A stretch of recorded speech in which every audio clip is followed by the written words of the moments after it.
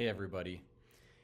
There's a really important piece of information that I think is being overlooked in the analysis of what just happened in the recent presidential election.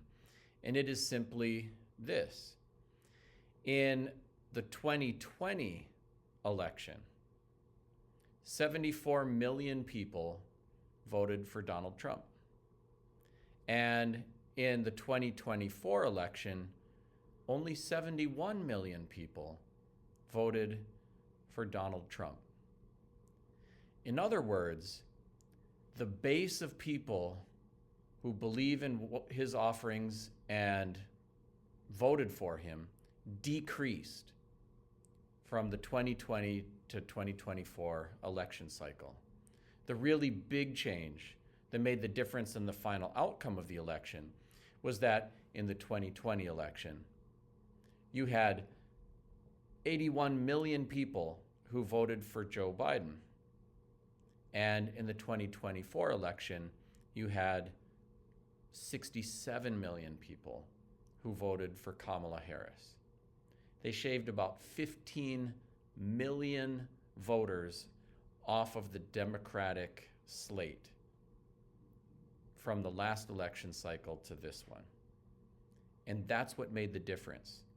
So the story that some people are saying on the Republican side, that Trump has won the support of the American people, it's a mandate, it's actually not quite accurate. Trump has withered with his support, even though it was enough to win the election. The Democratic support didn't wither, it imploded. It went down significantly. And so it's not the case that like all of a sudden more Americans, hate people on the left or minorities or things like that. I think that's a obfuscation of what's really going on. So the questions then really should be, how come since Trump didn't earn numerous more votes, he actually had less votes in this election cycle than the previous one, how come so many more people did not show up for the Democrats? And there are a number of answers to that. Humans are complex, and we're in a big country with 330 million people, so there are different reasons for all of those things. But 87 million people who are eligible to vote decided not to vote. And it makes a huge difference. We will all be dealing with the consequences from that. I think some of the answers to why so many people decided not to vote are more obvious than others. Israel has done the equivalent of killing a classroom full of children every day for an entire year. A classroom full of children every day for a year. And Biden's support for Israel has been unquestioning, unwavering. They've just been throwing the artillery over there for Israel to kill people. And when Kamala was running, she said, "There's not a thing I would change from Joe Biden's policies." I think for some, not all, but for some Americans, Trump was evil and stood for racism and misogyny and was a convicted criminal. There's no way they were going to vote for him. But the Democrats offered unwavering support and enablement of genocide. And there's no way they were going to vote for that.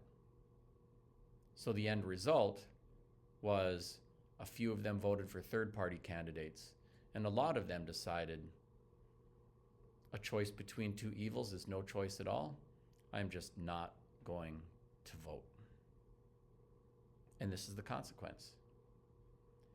The Democratic Party used to be the party of peace and championing and protecting the small and downtrodden. And they have become hawks, and this is a natural consequence. There are other things going on too. There is latent and overt sexism in America. Some people would never vote for a woman, including some women. And there's racism. I think you can point to the timing of things. If Biden had pulled out a long time ago and had an open field and a proper primary, you may have gotten a different candidate at the top of the Democratic ticket, and the candidates who offered a different policy position on Gaza may have been able to prevail, and you'd have a very different result in the election. But I think there are other things going on too. I think it's erroneous and incorrect to say that men showed up for Trump and women showed up for Biden. The majority of white women who did vote voted for Trump. And I think that shows you that the row your vote message motivated a lot of people, but it didn't motivate everybody. And ultimately, the latent racism and sexism stuff still had a lot of traction for a lot of people. I also think it's inaccurate to say that everyone who voted for Trump was a Nazi. I think, there were some, no doubt. But a lot of people are feeling a lot of economic malaise. The amount of money that you have to spend on housing, whether you rent or own, is a much higher percentage of your gross pay than it used to be. Groceries are a higher percentage of your gross pay than it used to be. And so the argument that Democrats made, which is that this is a wonderful economy because look at the stock market, simply fell way out of touch. And as we think about the takeaways from this and what does it mean, I think there's some lessons for the Democrats and for all of us that this election ended up being about who are you going to vote against instead of who do you believe in and want to vote for.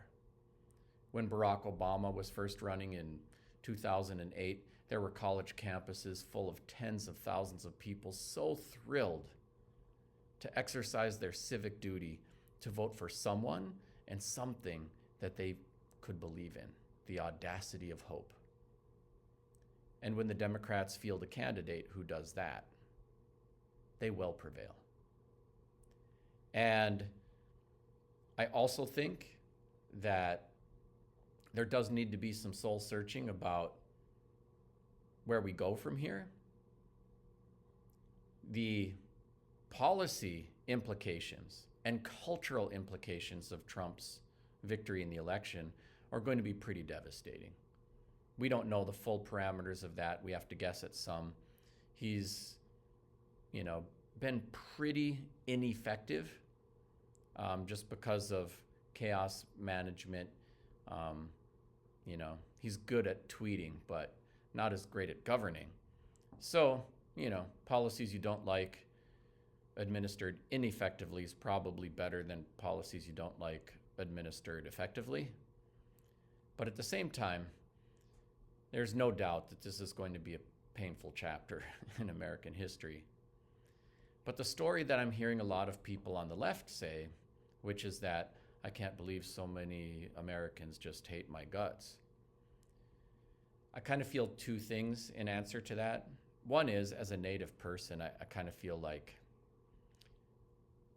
we've been surrounded by people who hate our guts for 500 years. And it's always been there, the sexism, the racism, those sorts of things. But it's not the only thing that is there. There are lots of people who love justice, who want things to be different. People of a variety of political persuasions who are just trying to find a way to make things different and better. And so I think telling ourselves that, we are a tiny minority of people who are, at the mercy of a sea of evil thinking is both defeatist and unhelpful, but also not quite accurate. And I'll share a quick quote that really spoke to me as I was processing a lot of this. This is by Howard Zinn, and he said this: "To be hopeful in bad times is based on the fact that human history is not only of cruelty, but also of compassion, sacrifice, courage, and kindness. If we see only the worst, it destroys our capacity to do something. If we remember those times and places where people have behaved magnificently, this gives us the energy to act. And if we do act, in however small a way, we don't have to wait for some grand utopian future. The future is an infinite succession of presents.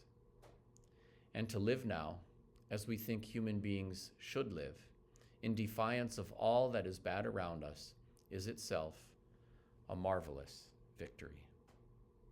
Thank you.